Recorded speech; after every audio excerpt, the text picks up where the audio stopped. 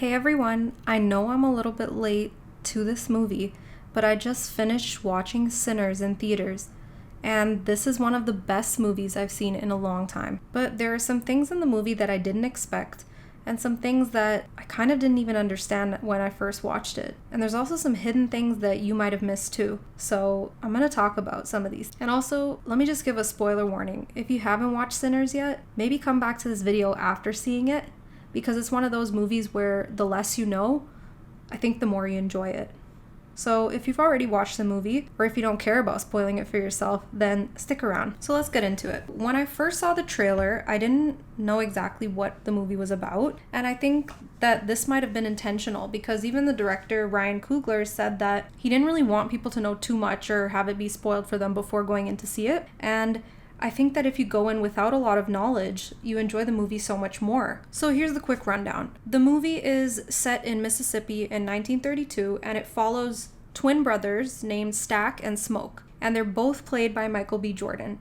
They're two very dynamic and kind of opposite characters, but Michael B. Jordan did a great job at portraying them as different people. It actually felt like you were watching two completely different people on screen. So basically, these twin brothers return home to Mississippi to open up a juke joint for their community. And so they buy this abandoned sawmill from a white landowner named Hogwood, who later on actually turns out to be a KKK leader in the Mississippi Delta. So they pay Hogwood for this abandoned sawmill, and they open up their juke joint. It was basically just like this huge wooden shack, but they turned it into, a pretty nice juke joint. And they hosted their first event on their opening night. And well, you can't have an opening event without a main performance. So Smoke and Stack have this younger cousin named Sammy. He's known as Preacher Boy because his dad's a preacher. And he plays the guitar. He plays the Delta blues. And he's actually pretty damn good at it. So they get him to perform at their opening event. And so flashback before this event, while Smoke and Stack are planning the juke joint opening, they go and get their cousin.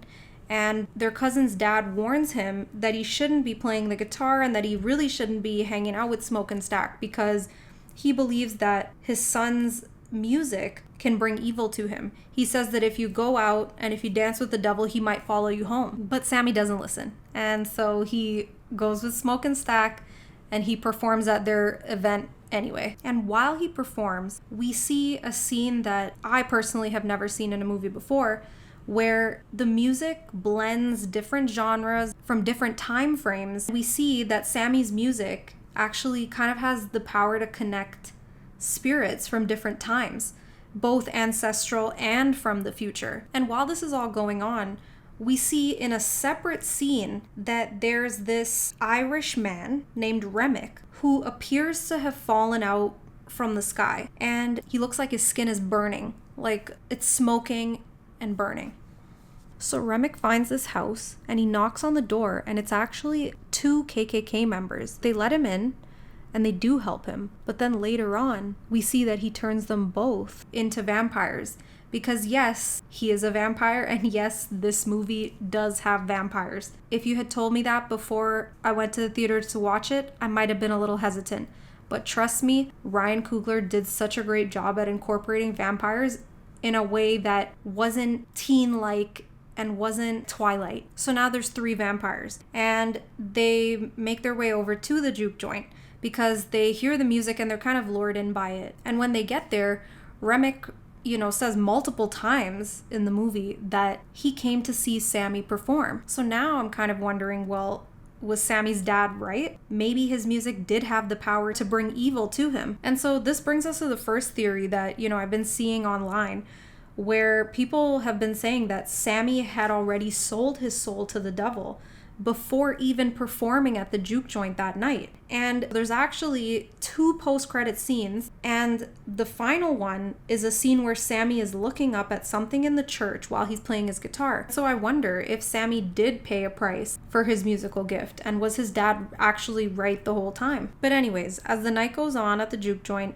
the vampires basically try to get in and kill everyone. And they also reveal to them that the freedom they hope to gain, Smoke and Stack, by buying this sawmill and opening up the juke joint was actually a trick all along. Because the landowner who they bought it from was actually a KKK leader and was planning to come back and kill them all in the morning. So we have to ask ourselves who the real monsters are, because they were sold the dream of freedom and ownership of this juke joint while actually being manipulated the entire time. And if it weren't for the vampires letting them know, they would have all just still been there into the early morning, and they would have just gotten killed blindly. But here it is, these vampires are actually telling them straight up that if you become one of us, you'll actually be free. Because this KKK leader that you bought the land from, he was never going to allow you to be free, and he was never going to allow you to actually run your business. So we see that, the vampires start turning them one by one. And the first one to turn is actually Mary. So Mary is basically Stack's girl, but they have a complicated history. So Stack sends Mary out to see what the vampires want, or if maybe she can try to rob them for whatever they have. And when she goes out and talks to them, they actually end up turning her into a vampire. And she's the first one to be turned who's at the juke joint event. And so when she comes back in, she lures Stack into one of the back rooms, and she actually kills him and turns him into a vampire as well. But his brother, Smoke, isn't turned. And even by the end, Smoke remains a human. And while there is a scene where Smoke is trying to kill Stack with a stake to the heart in order to set his soul free, we see that in the first post-credit scene, there's actually a flash forward to 1992, and Stack was alive the entire time as a vampire. And we see that Sammy actually became a famous blues musician. Even after the horrific event at the juke joint, when he returned to the church, his father had told him that you need to let go of the guitar because it's bringing you so much evil and so much devastation. But Sammy didn't put the guitar down. He held on to it. So there's another theory that actually says that Smoke must have let Stack live if he promised not to go after Sammy.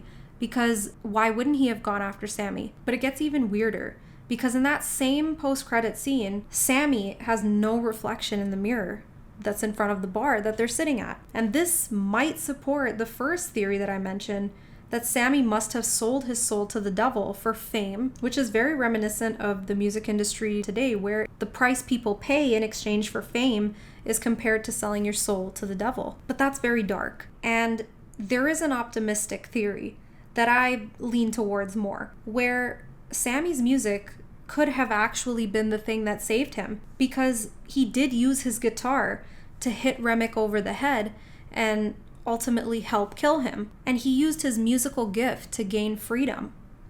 That final scene where he looks up in the church, he could have been looking up at God, and maybe God gave him this gift of musical talent to protect him from evil and to bring him freedom, which is why he followed that path despite his father's warnings. Because it didn't seem like Sammy was after money entirely, but that he genuinely wanted people to hear his music and he wanted to play his guitar. So he might have already had the talent and not needed to sell his soul for money or fame, because his music was what took him far and his music was what brought him happiness. Obviously, I like this theory much more because it doesn't discredit his talent, which was something that the music industry did to black artists back in the day. Like with Robert Johnson, who was a famous blues musician, who is said to have sold his soul to the devil at the crossroads for his guitar skills. Maybe with Sammy, he actually just had talent and broke through the barriers.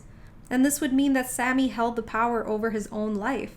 He made his own choices, not his father, not the devil, but himself. This movie has so many layers that you can dig into, and just to keep this video short, I can't get into all of them, but these were the ones that were most convincing to me, and these were the things that stood out to me while I was watching the movie. If there's anything you noticed in the movie that I'm missing, leave it in the comments so I can dive deeper into this, because I feel like I need to watch this movie a few more times to really understand. Anyways, I'm gonna leave it at that. And if you haven't watched the movie, I highly recommend that you do. Then come back and leave a comment and let me know what you think, or let me know if I missed anything when I watched it. This is my first video ever, so if you enjoyed it, make sure to like and subscribe. And until next time, thanks for watching.